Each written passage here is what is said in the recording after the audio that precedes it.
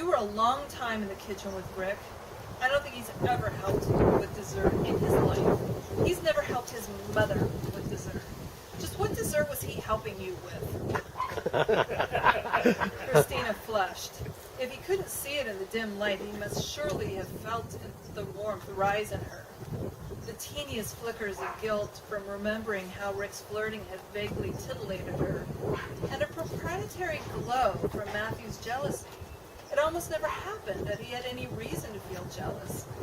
The thrill of arousing his possessiveness sent a brief tremor between her clasped legs. Oh, baby, no. He was asking me about us, you and me. He really wanted to know what made us so good together.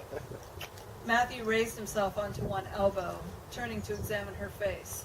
I saw him touching you.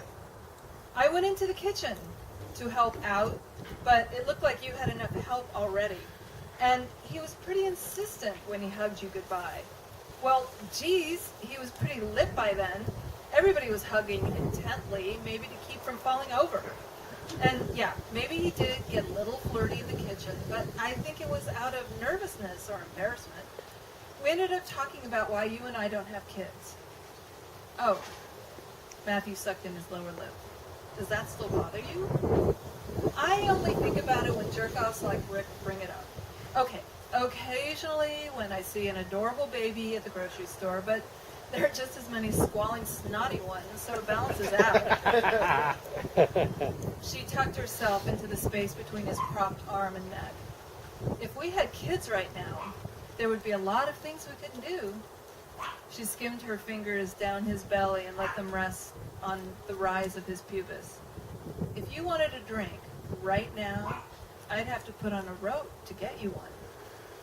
She kissed his neck just below his ear. You'd get me a drink just because I wanted one?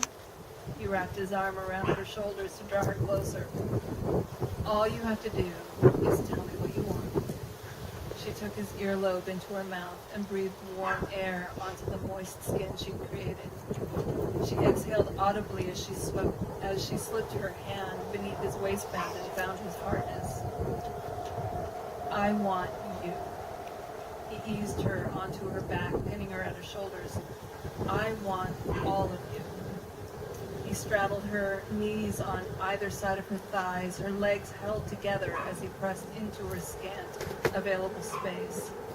She shuddered at the feel of him, still outside her, but so tantalizingly close. She arched while he ran his tongue around each nipple, one, the other, then with teeth flicking back and forth. Her skin tightened across her breast and her stomach. Arms, thighs, fists, toes, forehead contracted with her internal swell. He released her to rid himself of his last bits of clothing. Freed, she surrounded him, wrapping her arms around his neck, his chest, her legs around his pelvis, drawing him to her. He held back, denying her. She opened her eyes. His gaze locked into her. She struggled to keep her eyes open to fully receive him. Her air expelled with a gratified sigh as he pushed into her. That first moment of entry, of relief, when her tightened muscles finally had something to grip on, almost as fulfilling as the climax yet to come. After the buildup of longing over the evening, Christina was nearly paralyzed with sensation, capable only of acceptance. Oh my God, the look on your face. You are incredibly sexy, he murmured. Replies tumbled around her head without sensical connection. She opened her mouth as if words might come out, but instead pulled him down to her. He plunged into her mouth and quims simultaneously. He filled every bit of her, and yet she wanted more. She held on to his rhythm, found her own, and then theirs. His breath shortened with insistence, compelling her faster. Her hands at the small of his back pressed him in closer until it seemed he had fused to her. Panting, she pulled away from his tongue and bared her teeth into his shoulder.